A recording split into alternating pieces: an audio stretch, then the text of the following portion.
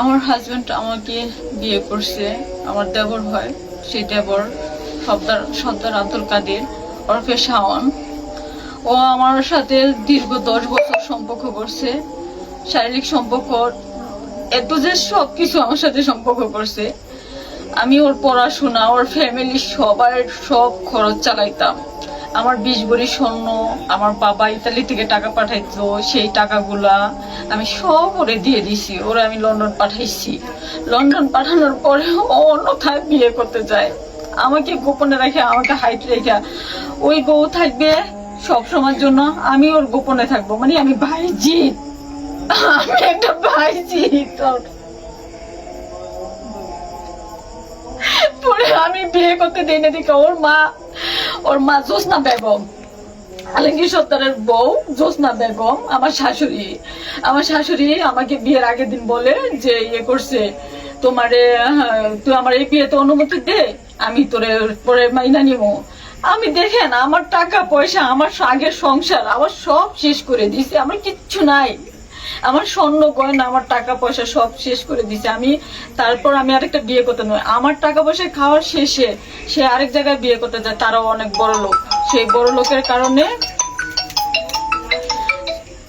লোকের কারণে আমি সেই বিয়ে করতে দিই, তাদের টাকা পয়সা খাইতে পারে নাই, আমারটা তো শেষ করে দিছে। ওই টাকা পয়সা খাইতে পারে নাই দেখা এখন আমাকে মাইনা নিতেছে না। আমি আজকে 3 দিন যাবত আসছি।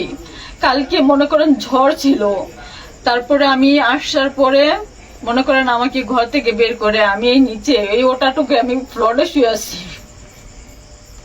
আমি শুয়ে আছি। যে টাকা দিয়ে, আমার টাকা দিয়ে আমি লন্ডন ফাটাইছি, আমার টাকা দিয়ে আমি এত কিছু করছি। আমি খাইয়ে না খাইয়া আমি এগুলা করার পরও আমি স্বীকৃতি পাই না। ওর ভাইরাও খাইছে, শামীম সর্দার খাইছে, সৈকত সর্দার খাইছে, শাওন খাইছে, তারপর আমার শ্বশুর খাইছে, আলমগীর সর্দার, জোসনা বেগম, সবাই খাইছে। আমার এমন টাকা পয়সা, তারপরে আবার কি করছে, তাদের পোশাক আশাক, ঈদের চাঁদে যেখানে যা, আমি নিজে অনেক সময় তাদের রান্না করে, বিরিয়ানি রান্না করে, ভাত রান্না করে, তরকারি রান্না করে আমি বক্স বাটি ভরে দিছি। আর আমি কালকে এই বাসায় আসছি, আজকে 3 দিন যাবত এই বাসায় আসছি, আমাকে এক মুঠো ভাত বা 1 গ্লাস পানি বা একটা মশার কয়েল, বাকি এমন অমানুষ আমি পৃথিবীতে দেখি নাই। আমি কি অন্যায় করছি?